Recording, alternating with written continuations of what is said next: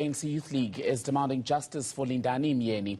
It wants his body to be repatriated to South Africa and for a thorough investigation to be launched into the circumstances surrounding his death.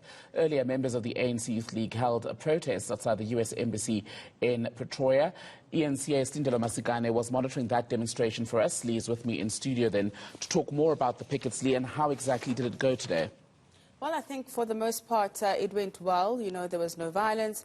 They were quite peaceful, but many of the ANC Youth League members came out in their numbers to demand justice for Lindani Myeni. We know that a week ago he was shot and killed by police in Honolulu. At this point, we only have the version of the police in terms of what they've put out in a statement, saying that Lindani Myeni somehow got aggressive, that at first they did try to use non-lethal interaction with him. At some point they tried to use a taser, but they were then, it seemed, forced to use lethal force against him, and this is after they were called to what was said to be an alleged burglary in one of the communities in Honolulu. And so at this point we know that there's been a lot of outrage because of this. We know the attacks on black people in America, we know the accusations of police brutality, and we've seen the visuals from body cams, from police officers, in terms of how they interact or engage with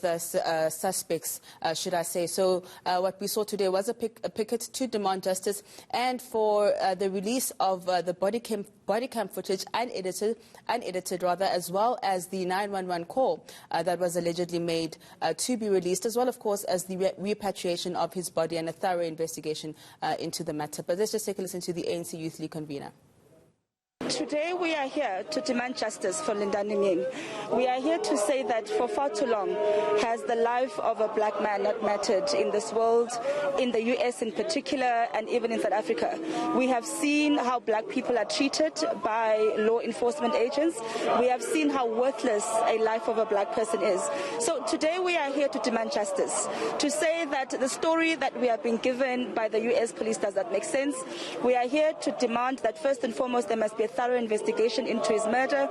We are here to demand that his remains be repatriated to South Africa as soon as possible, to demand that the footage be released unedited.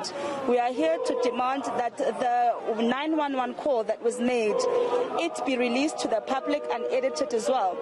And also the release of his cell phone. Why has the police not released his cell phone yet?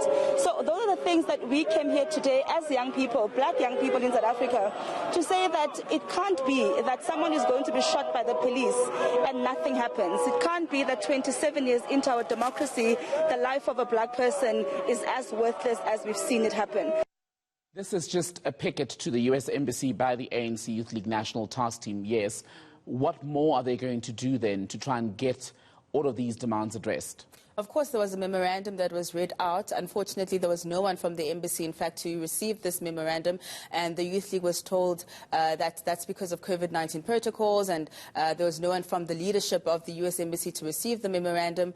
But we understand that the Youth League has not only engaged with the family, but is engaging with the ambassador to the South African ambassador, rather, in the United States, in LA, in order to ensure that there is a speedy investigation into this and that Myeni's body is released as soon as possible. I did put it to the Youth League whether they'd be engaging the South African government itself, because the allegation from Myeni's widow is that there's been absolutely no help from the South African government, and they said that they would be doing that as well. But let's take a listen to Nongaba once more. We have first and foremost met with the Myeni family. In fact, some of his friends will be joining us here this morning. We have met with his partner as well, who is also around, and we will be going to see her as well later today.